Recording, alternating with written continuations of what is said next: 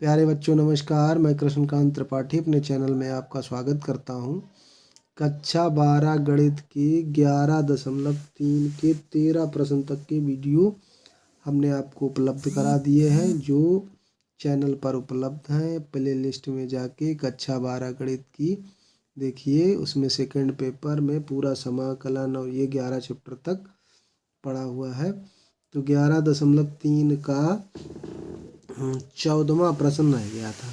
इसमें क्या कहा गया कि निम्नलिखित प्रश्नों में प्रत्येक दिए गए बिंदु से दिए गए समतलों की दूरी ज्ञात कीजिए।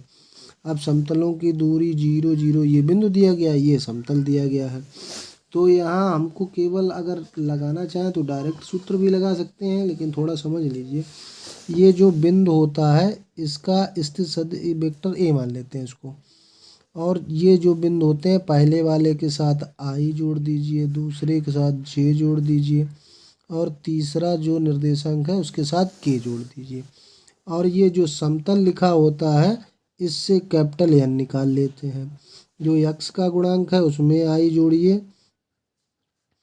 और जो वाई का गुणांक है उसमें जे जोड़िए, और जो जेड का गुणांक है उसमें के जोड़िए। ये हो गया। अब दूरी बराबर जो होता है या डाले गए लंब की लंबाई या दूरी बराबर होता है सूत्र मॉड x1 आई कैप प्लस y1 जे कैप प्लस z1 के कैप डॉट ए आई। अब ए आई प्लस बी जे प्लस सी के, इसके साथ डॉट प्रोडक्ट निकाल लेते हैं, माइनस डी कर देते हैं upon under root A square plus B square plus C square. ये फार्मूला होता है, ठीक है। अब x1 और y1 क्या होते हैं, ये x1 y1 z1 ये लिख गया। और a क्या होता है, ये a ये b ये c होता है।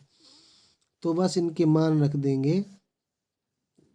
तो यहाँ पे तो 0 आई कैप प्लस 0 जे कैप प्लस 0 के कैप डॉट 3 आई माइनस 4 जे प्लस 12 के माइनस डी की जगह कितना आएगा 3 बट्टे अंडर रूट ए का गुणांक कितना है 3, 3 का वर्ग 9 माइनस 4 का वर्ग 16 और 12 का वर्ग 144। तो इससे 0 से गुणा होगा तो ये तो 0 ही हो जाएगा।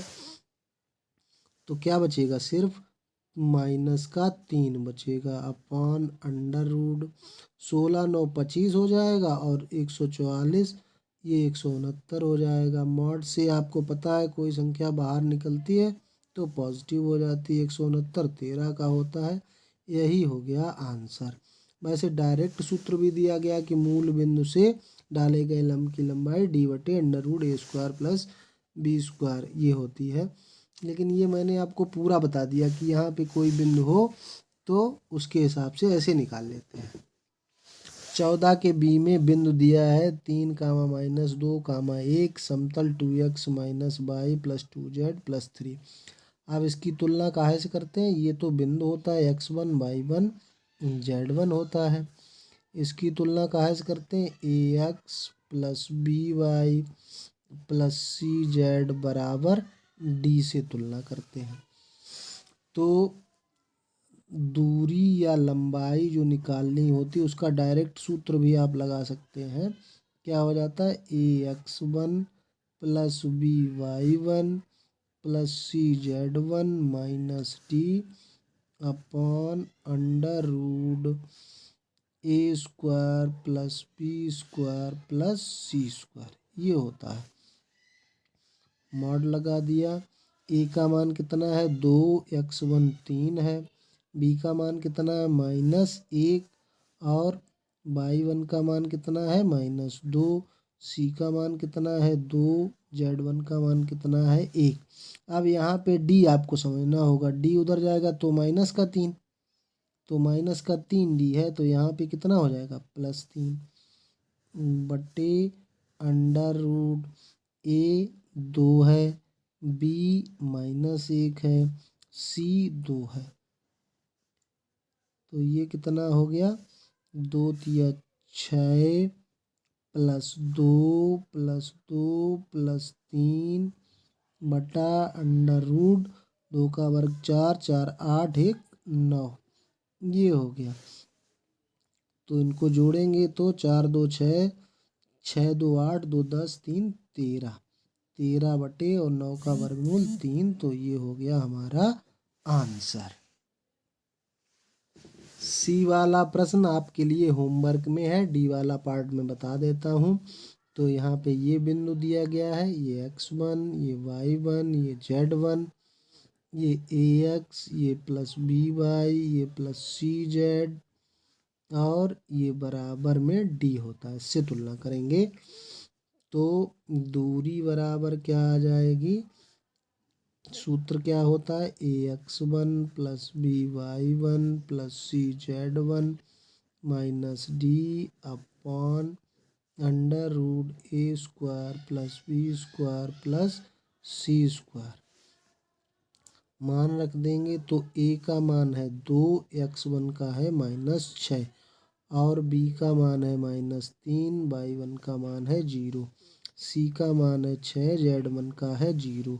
अब d कितना है, ये उधर जाएगा तो 2 हो जाएगा, तो इधर मान कितना रहेगा d का 2, माइनस है तो माइनस लगा देंगे, +a²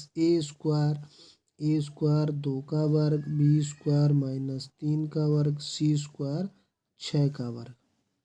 इसको सॉल्व कर लीजिए। ये हो गया 6 दूनी 12 -0 और +0 -2 अपान 2 का वर्ग कितना हुआ 4 9 36। तो 12 -2 ये -14 हो गए, मार्ट से बाहर आएंगे 14 और ये 36 4 40 9 49, 49 किसका वर्गमूल होता है 7 का वर्ग होता है, 7 का 49, 7 दूनी 14। ये इसकी 2 इकाई हो गई दूरी, ये हो गया हमारा आंसर। तो इस प्रकार ये एक्सरसाइज 11.3 पूरी होती है। अब अगले सवाल अगले वीडियो में। धन्यवाद।